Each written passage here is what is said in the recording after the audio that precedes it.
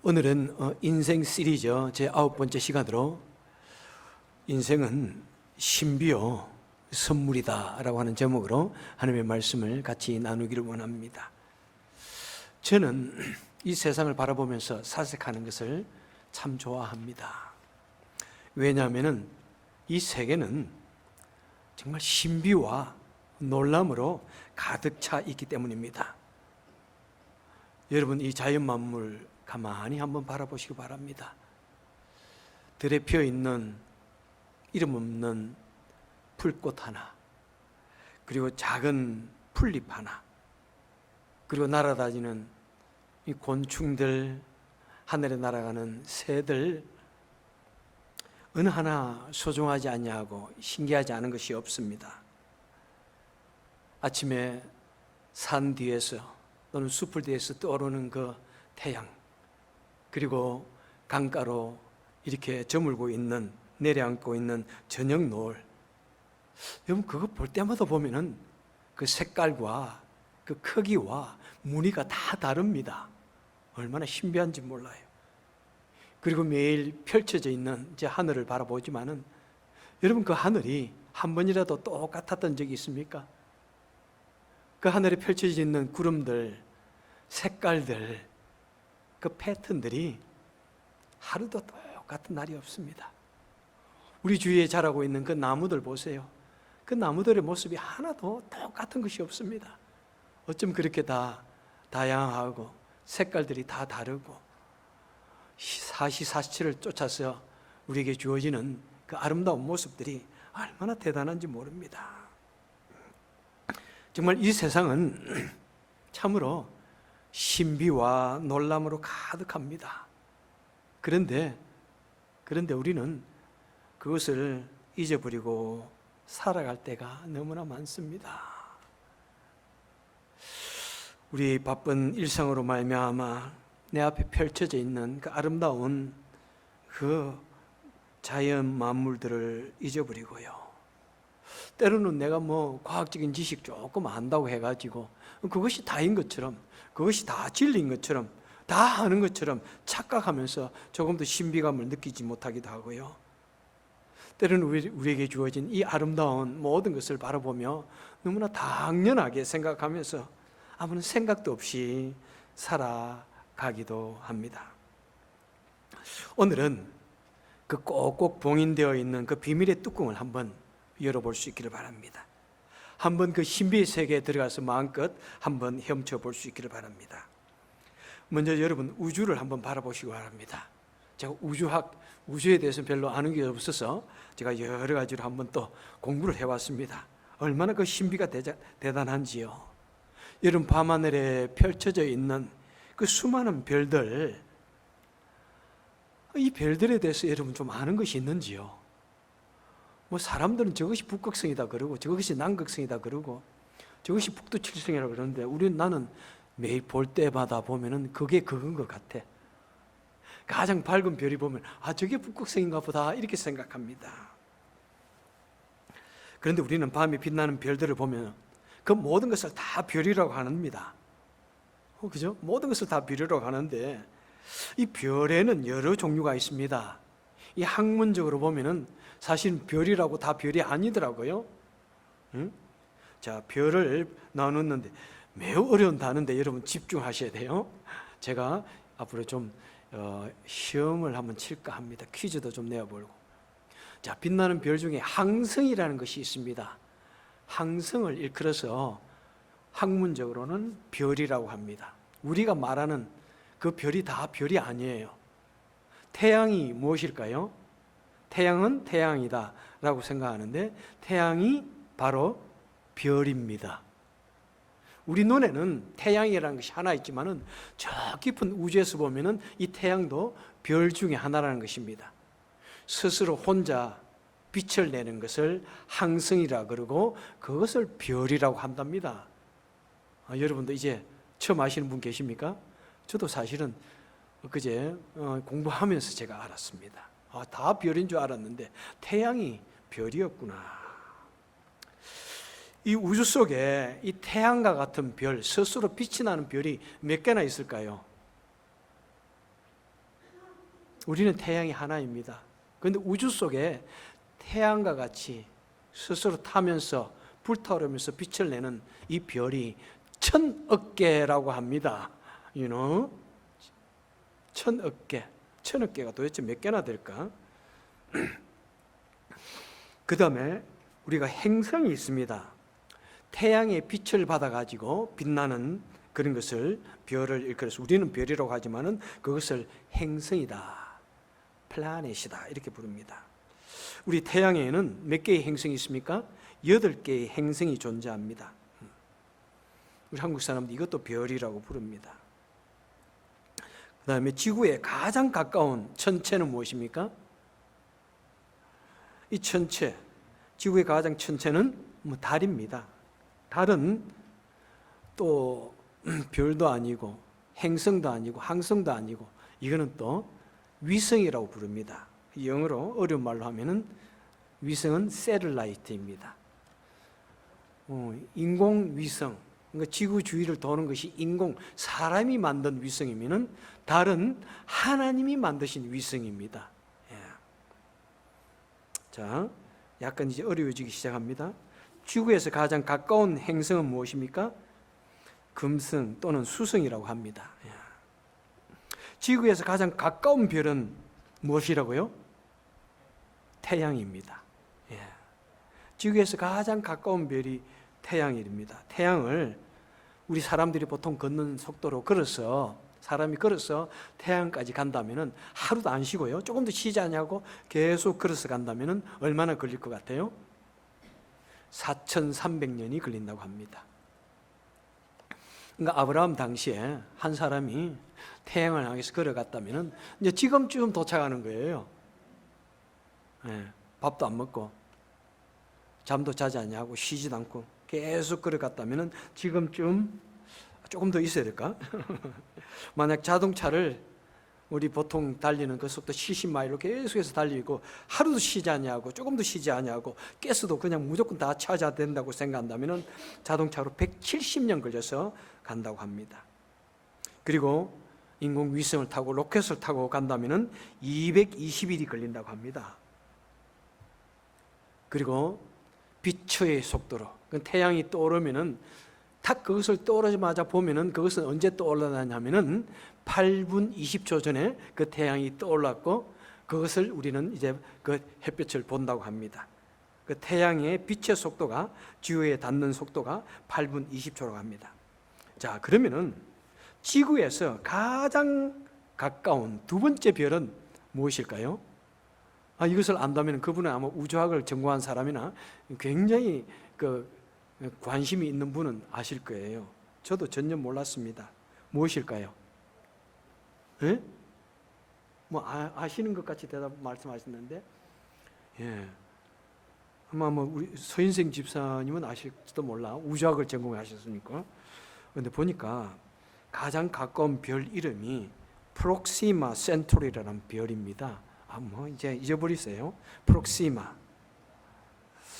그러니까 지구에서 첫 번째 가까운 별이 태양이고요.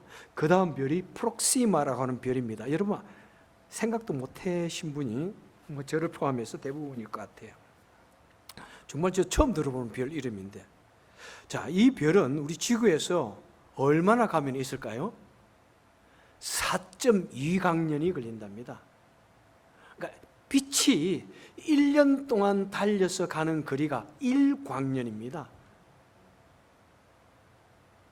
그런데 우리 첫 번째 별이 태양이고 그 다음에 두 번째 별이 뭐냐면은 4광년하고 2달 동안 빛이 달려야 만나는 별 이름이라고 합니다.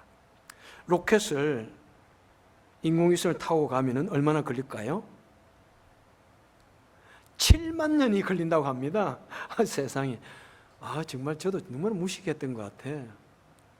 두 번째 별이요, 우리가 인공위성을 타고 가면은 7만 년이 걸린답니다. 여러분 아셨어요? 와, 정말 이해가 되지 않아. 그러니까 이 우주가 얼마나 넓습니까? 지금 이 태양계 같은 이런 천체가 셀 수도 없이 1000억 개가 있다는 것입니다. 여러분 말이 안 되잖아요. 예? 그래서 우주의 크기가 그럼 얼마냐 그랬더니 930억 광년이라고 합니다. 1억 광년이라 그래도 사실은 우리는 알 수 없는 거리잖아요. 그런데 930억 광년이라고. 사람 뭐 알면 사는지 몰라. 내가 볼 때 자기도 모르면서 그냥 이렇게 계산을 해가지고 자기 나름대로 계산 방법이 있겠죠. 930억 광년이다. 이 말은 무엇이에요? 사실은 모른다는 이야기입니다. 얼마나 우주가 넓은지 모른다는 이야기입니다. 태양과 같은 별이 1000억 개 있다고요? 모른다는 이야기와 똑같은 이야기예요. 사실은 뭐 안다고 이야기하지만은 그분이 뭐 우주에 대해서 전공자이고 뭐 좀 이름이 있으니까 그냥 우리는 다 따르자 이러는 거예요.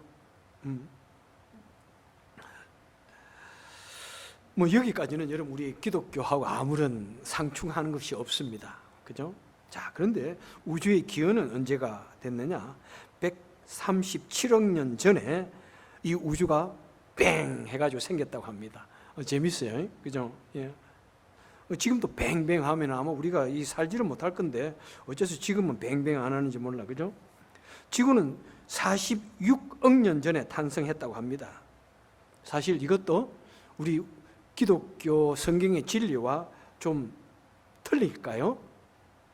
뭐 틀린다고 하는 사람이 있겠지만 하여튼 이 우주가 오래전에 탄생한 것 같아. 우리 이제 기독교인들은 뭐 영 에이지라고 그래가지고 그렇게 뭐 긴 세월을 말하지 않지만은 하여튼 기독교 내에도 여러 가지 이론이 있습니다만은 자, 우주가 137억 년 전에 탄생했고 지구는 46억 년 전에 태양이 폭발해가지고 거기서 떨어져 나와가지고 생겼다, 식어가지고 이렇게 됐다고 하는데 뭐 하여튼 거기서 폭발해 나왔다는 그 말은 우리 기독교와는 뭐 맞지 않지만은 46억 년 전에 하여튼 지구가 생겼다. 이 말은 우리 기독교 진리와 다를 수도 있고 같을 수도 그렇게 다르지 않을 수도 있습니다. 그죠? 왜? 우리 하나님께서 지구를 만드실 때 몇 년짜리 지구를 만들었을까요? 우리 하나님께서 아담과 하와를 창조하셨다면은 아담의 딱 창조했으면 아담이 몇 살 정도로 창조되었을까요? 한 20살, 그죠? 그 정도지. 하나님이 1살짜리 아담을 만든 건 아니잖아요. 그죠? 20살이나 뭐 25살이나 아니면 좀 더 멋있으려면 한 40살이나 좀 안 멋있나요? 저는 사람들은 나이가 들수록 더 멋있어진다고 생각해요.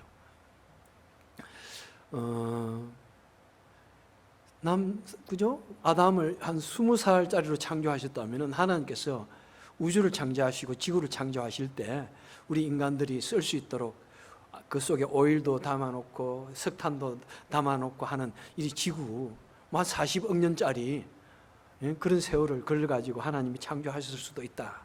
그러니까 사실은 우리 기독교와 그렇게 다르지 않다고 생각하셔도 뭐 돼요. 하나님께서 어느 날 1살짜리 지구를 만든 건 아니거든요. 예. 자, 뭐 그런 신비한 사건들 우리 마음속에 담아두고요. 자, 그런데 성경에 보면은 이 자연과 이 세상에 대해서 이 생명의 신비에 대해서 얼마나 많은 말을 해주는지 모릅니다. 특별히 우리 성경에 나오는 수많은 하나님의 사람들은 누구보다도 이 자연과 우주와 이 세상의 신비에 대해서 굉장히 예민하게 놀랍게 반응을 하고 있습니다. 자, 욥은 어느 날 자신에게 닥쳐온 엄청난 시련으로 말미암아 매우 고통스러워합니다. 그 시련의 원인이 무엇인지 정말 알기를 원했어요.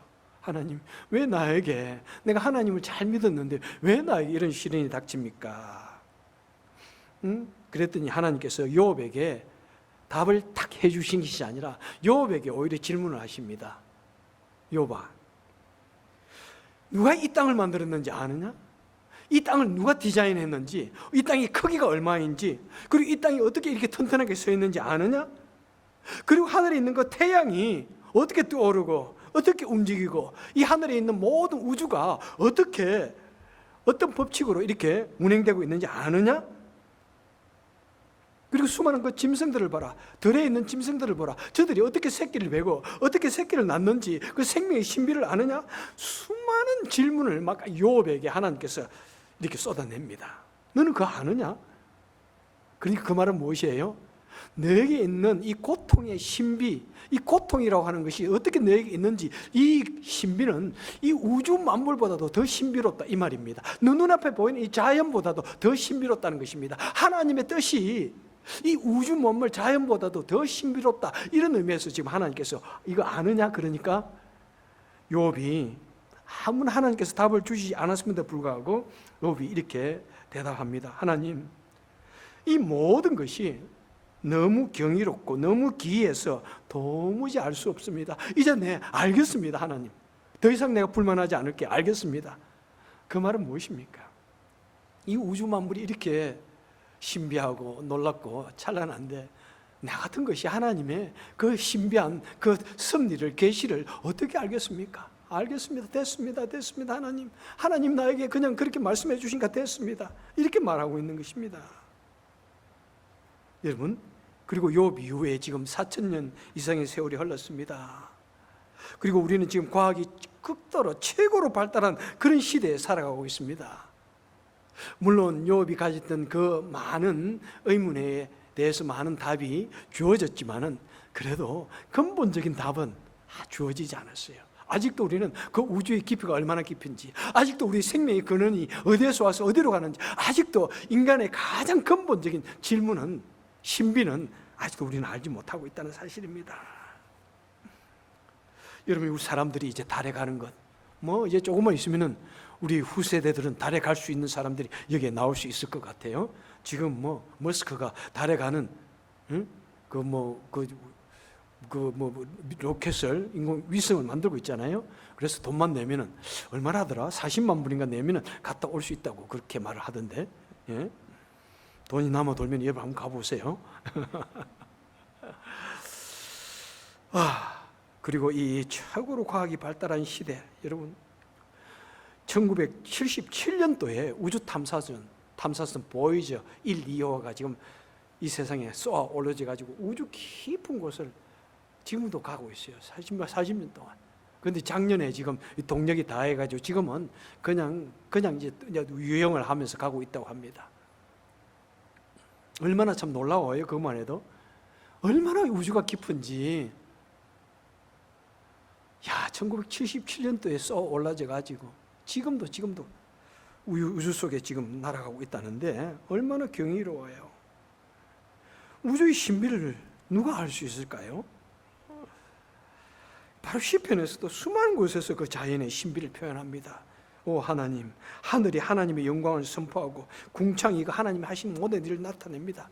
하나님의 그 놀랍고 위대한 그 모습을 지금 다윗은 찬양을 하고 있습니다. 특별히 오늘 읽은 이 본문의 말씀은 우리 생명의 신비를 감탄하면서 적혀 있습니다. 제가 현대인의 성경을 다시 한번 읽어드리겠습니다. 하나님, 이런 사실을 알고 나니 나는 너무나 놀랍고 또 내게는 너무나 높아서 감히 주의 능력을 헤아려 볼 엄두조차 나지 않습니다. 13절, 진실로 주님께서는 내 몸 깊은 곳에 모든 장기를 다 만드셨고 내가 어머니의 뱃속에 있을 때부터 이 몸을 온전히 빚어주셨습니다. 이 몸이 이토록 신기하고 오묘하게 빚어졌으므로 주께서 하신 일이 하도 경이롭게 놀라워서 내가 소리 높여 주님을 찬양합니다.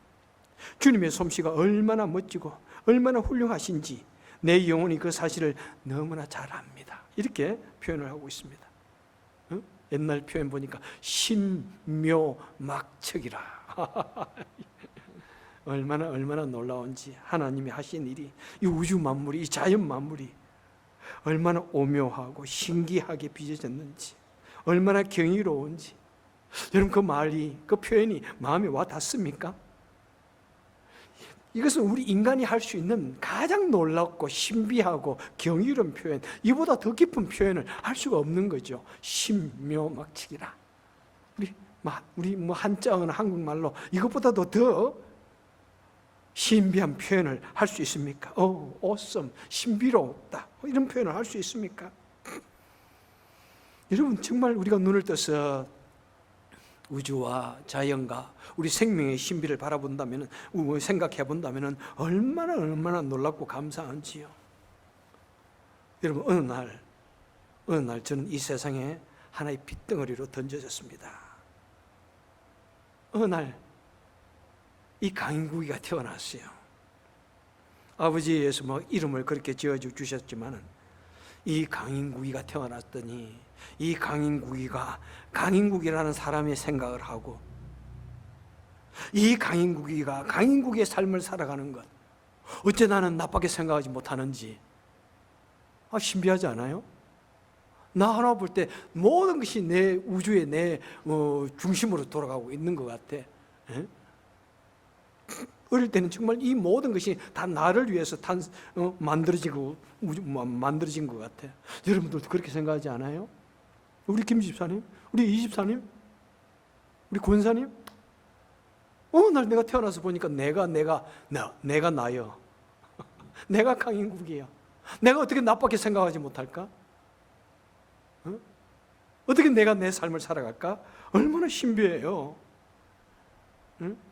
한번 이번에 여러분의 이름을 한번 붙여서 말해봅시다. 어느 날 강인국이 태어나고, 시작. 어느 날, 왜 그렇게 하라니까요? 어느 날 박영애가 태어나고, 그렇게 하라니까. 좀 시작. 어느 날 내가 누구의 생각을 하고, 시작. 어느 날 강인국이 생각을 하고, 어느 날 강인국이가 강인국에서의 삶을 살아간다. 놀랍지 않아요? 수많은 우주가 여기에 있는 거예요. 나를 중심한 우주, 여러분을 중심한 그 우주가 거기에 있는 거예요. 이야, 얼마나 신비한지. 모든 우주를 품은 분들이 여기에 이렇게 계시니 우리가 얼마나 귀한지요. 그리고 하나님께서는 이 모든 것을 내 중심으로 생각합니다. 태양, 달, 보니까 나를 중심으로 사는 것 같대. 하나님께서 우리에게 무엇을 주신 거예요? 그 모든 것을 선물로 주신 거예요. 선물로 주신 거예요. 이 놀라운 축복들을 나에게 선물로 주신 거예요, 여러분. 나를 중심한 센터. 물론 그렇게 생각하면은 이제 아주 착각이 일어납니다. 어릴 때는 그렇게 생각하지만 나이가 들수록 내가 이 세상의 한 구성원이구나 이렇게 생각해야 서로가 존경하고 살아가는 거예요. 평생 동안 이 우주가 나를 중심으로 산다고 생각할 때 그때 모든 것이 이기주의자가 됩니다. 모두를 무시하는 사람이 되어요. 응? 내 마음대로 되지 않으면 화가 나고 내 마음대로 되지 않으면 그냥 그죠? 분노하고. 그런데 우리는 모두가 서로에게 있어서 하나의 작은 별에 지나지 않아요. 나는 태양이라고 생각하는데 나는 우주 속에서 볼 때 하나의 작은 별에 지나지 않는 거예요.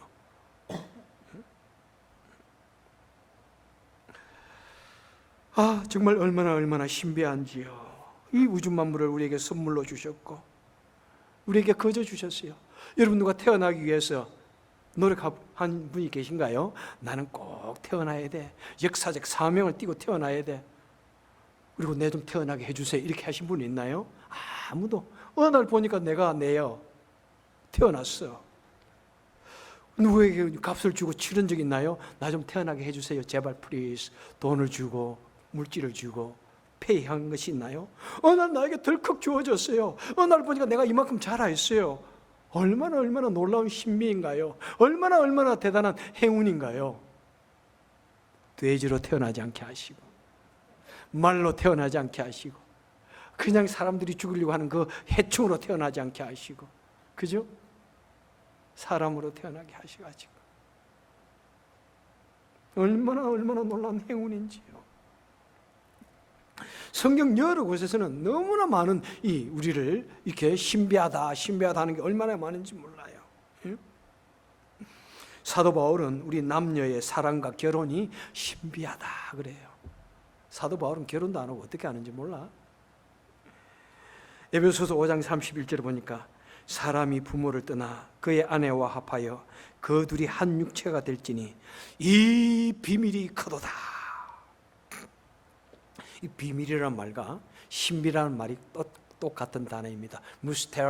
무스테리온에서 미스터리스. 무스테리온.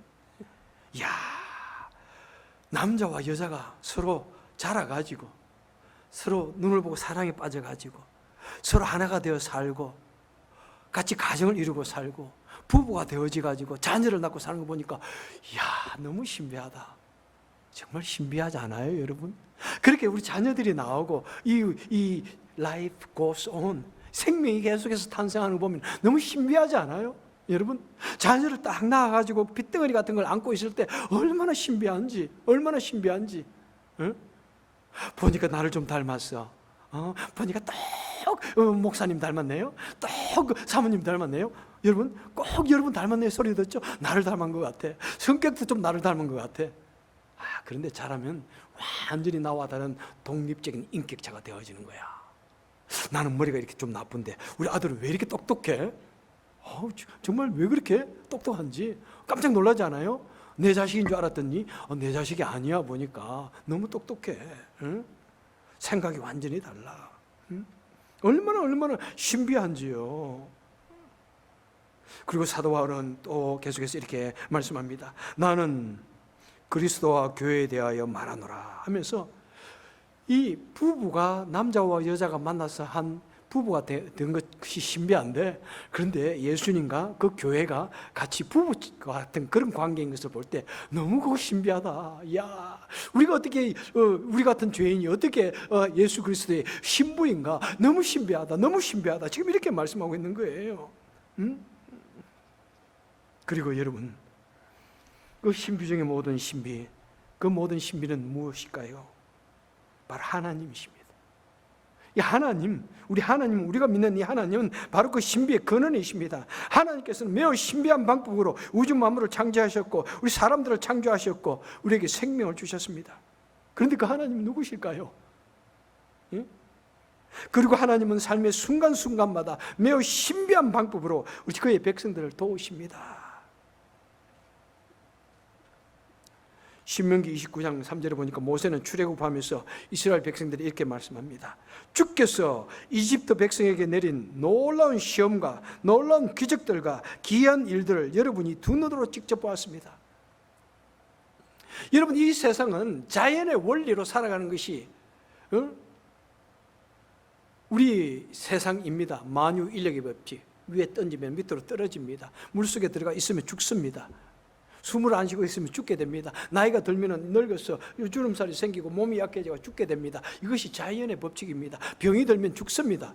그런데 이 자연의 법칙을 깬 사건들이 엄청나게 드러납니다. 출애굽기에 보니까 하나님께서 어떻게 바위를 쪼개어서 물이 나오게 하시고, 어떻게 썬물을 단문으로 만드시고, 어떻게 아닌 밤중에 그냥 하늘에서 메추라기를 내리시고, 그리고 만나를 내리시고 우리를 먹게 하시는가. 초자연적인 사건이 납니다. 이해할 수 없는 일들이 나타납니다. 여러분, 우리가 이 세상을 살아가면서 때로는 우리가 그런 하나님을 만나기에 우리는 하나님을 더욱더 잘 믿게 되어집니다. 그러게 인간의 법칙으로는, 나의 노력으로서는, 우리 일상의 법칙으로서는 되지 않는데 하나님께서 도와주셔가지고 나에게 은혜를 베풀어 주셔서 이런 일을 나에게 베풀어 주시는구나 깜짝 놀랐으면서 하나님 너무나 기이합니다. 하나님 너무나 신기합니다. 너무나 신비합니다. 그래서 우리는 그것을 일컬어서 기적이다. 기적이다. 그런 우리 신앙의 고백이 있을 때 우리는 하나님을 더욱더 분명히 잘 믿게 되어지는 것이죠.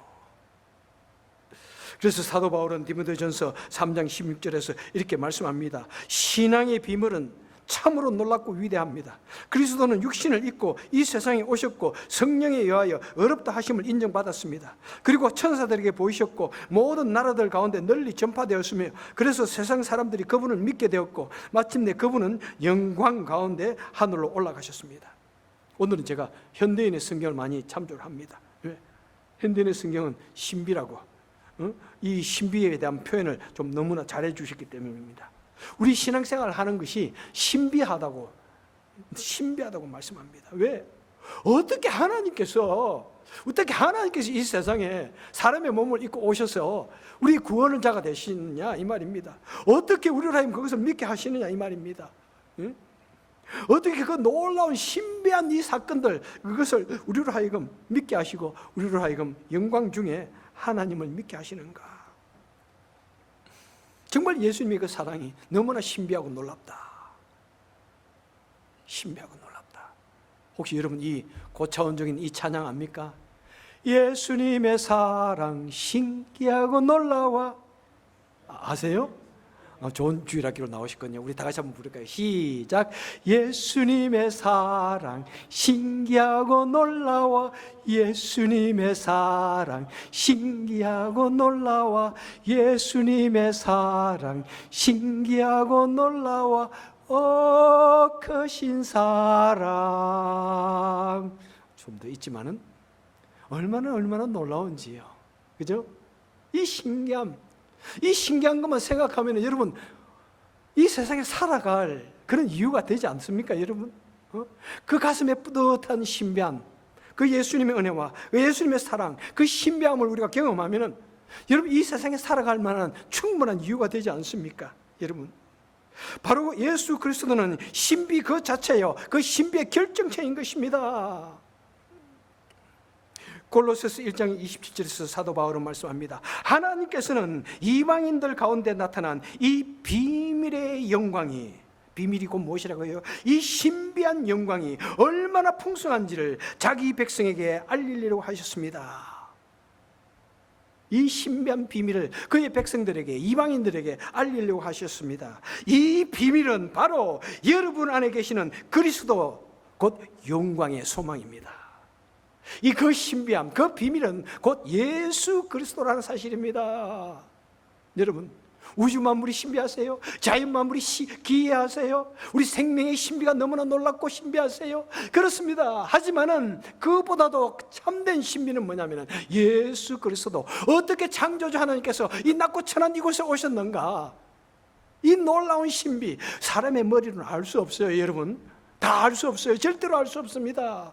말이 안 돼요. 그래서 그것을 믿지 않는 사람들은 말이 안 돼. 예수 믿는 사람들은 다 거짓말장이야. 이렇게 말하는 사람들이 얼마나 많은지요. 예수 믿는 사람도 좀 이상한 것 같아. 그렇게 말하는 사람도 있고요. 도저히 그런 것을 어떻게 믿을까? 이렇게 말하는 사람도 있습니다. 그래요. 그렇습니다. 너무나 신비하기 때문에 사람의 머리로서는 믿을 수 없지만은, 하지만은 하나님께서 우리를 믿게 해주시니까 우리는 그것을 믿게 되어지는 것입니다. 예. 고린도전서 15장 50절에서 사도 바울은 또 이 신비를 말씀합니다. 내가 너에게 한 가지 신비를 말하노니 우리가 모두 변화될 것이라. 그리하여 썩을 몸이 반드시 썩지 아니할 몸으로 입고 이 죽을 몸이 반드시 죽지 않을 몸을 입으리라. 믿으세요, 여러분? 믿으세요? 잘 안 믿으시는가 봐요. 여러분, 이 부활의 이 놀라운 신비를 믿으십니까? 마스크 때문에 그런가요? 여러분, 이 사실 죽은 사람이 살아난다, 그 다음에 휴거한다, 다시 영생한다, 세상에 이런 말도 안 되는 소리가 여러분 믿어진다는 것, 그것은 성령의 신비함으로 말미암아 우리를 믿게 해주시는 거예요. 그렇습니다. 사람의 머리로서는, 일반의 원칙으로서는, 자연의 원칙으로서는, 이 세상의 일반 원칙으로서는 절대로 믿을 수 없는 거예요. 이해할 수 없는 거예요. 하지만 하나님의 신비, 우리를 믿게 해주시는 그 놀라운 하나님의 신비, 그렇기 때문에 우리는 이 놀라운 예수 그리스도의 부활이, 우리의 영생이 믿어진다는 사실입니다. 그래서 여러분들의 기독교는 신비의 종교입니다. 우리 기독교에 이 신비가 없으면 우리는 이 기독교를, 우리는 예수 그리스도를 믿을 이유가 하나도 없는 것입니다. 그리고 그것이 너무나 믿어지지 않는 사건이기에 우리는 믿을 가치가 있는 것입니다. 여러분, 1 더하기 1은 팩트예요. 그냥 사실이에요. 그건 믿자 하는 것이 아니라 그것은 배워서 알게 되는 거예요. 하지만 1 더하기 1이 10이 되고 100이 되는 것은 믿음으로만 가능한 것입니다. 무에서 유가 창조되어지는 것은 믿음으로만 알 수 있는 것입니다. 그것을 굳이 사람의 과학으로서 그것을 이 믿음, 이 우주의 신비, 기원의 신비, 생명의 신비를 발견하려고 애를 쓸 필요가 없습니다. 아무리 그거는 애를 써도 알 수 없습니다. 여러분, 절대로 그것은 알 수 없습니다. 왜? 하늘은 하늘이 땅보다 높은 같이 내 생각은 너희 생각보다 높기 때문에 하나님의 생각과 하나님의 신비는 우리 인간이 생각할 수 있는 그 상상의 범위, 아무리 신비하게 우리가 생각하더라도 상상의 범위 저 먼 곳, beyond that mystery, that secret, 저 우주 저 멀리 있는 사건이기 때문에 아무리 우리가 연구하고 공부한다고 해서 알 수 있는 것이 아니라는 사실입니다. 여러분, 기독교는 신비입니다. 그런데 여러분 또한 신비주의자가 되면 안 됩니다. 여러분 무슨 말인지 아세요? 그 차이를 아셔야 돼요. 우리 기독교 신비이지만은 매일같이 신비한 것을 막 경험하고 신비한 것이 무조건 신비한 것을 찾고 신비한 해답을 얻으려고 하면 안 된다는 것입니다. 왜? 우리 기독교는 또한 계시의 종교이기 때문에 성경 말씀이 완전히 계시되었고 마쳤기 때문에 우리는 그 주신 말씀을 믿으면서 신비한 하나님을 우리는 믿게 되어지고 경험하게 되어지고 이해하게 되는 것입니다. 여러분, 그리고 우리에게 주어진 신비 중의 신비, 신비 축복 중의 축복은 무엇입니까? 바로 우리 같은 죄인이 하나님의 은혜로 말미암아 구원함을 얻었다는 사실입니다. 로마서 3장 23절에서 말씀하십니다. 모든 사람이 죄를 범하였음에 하나님의 영광에 이르지 못하였더니 그리스도 예수 안에 있는 구속으로 말미암아 하나님의 은혜로 값없이 어렵다 하심을 얻었느니라. 모든 사람들이 죄인이에요. 아직 죄인인데. 그런데 하나님께서 무조건 예수 그리스도를 통해서 우리에게 은혜를 베풀어 주셨다는 것입니다. 우리를 어렵게 하셨다는 것입니다. 로마서 5장 8절에 우리가 아직 죄인 되었을 때 그리스도께서 우리를 위하여 죽으심으로 하나님께서 우리에게 대한 자기의 사랑을 확증하셨느니라. 여러분 보세요. 우리가 아직 죄인이에요. 우리가 무슨 대단한 일을 해서 하나님께서 우리를 구원해 주셨다는 것이 아닙니다. 우리가 아직 냄새나는 죄인이고 도저히 가능성 없는 죄인이고 도저히 불가능한 죄인인데, 그런데 하나님께서 그리스도를 통해서 그리스도를 우리 대신에 죽게 하셔서 도저히 피조물 죄인인데 예수 그리스도를, 하나님의 독생자를 우리 대신에 죽게 하셔서 우리를 사랑하시는 것을 분명히 보여주시다는 것입니다. 여러분 얼마나 놀랍습니까? 우리가 아직 죄인인데 우리가 대단한 일을 했기 때문에 그렇다면은 놀랄 일 아니지만은 우리가 아직 죄인인데, 냄새나는 죄인인데, 그런데 창조주 예수님께서 우리 대신에 십자가에 죽으셨다는 사실, 이것이 믿어지십니까? 바로 이 놀라운 이 신비 중의 신비, 이 구원, 예수 그리스도를 통해서 우리에게 주어진 이 구원은 바로 우리에게 그저 신비로운 이 축복은 우리에게 그저 선물로 주셨다는 것입니다.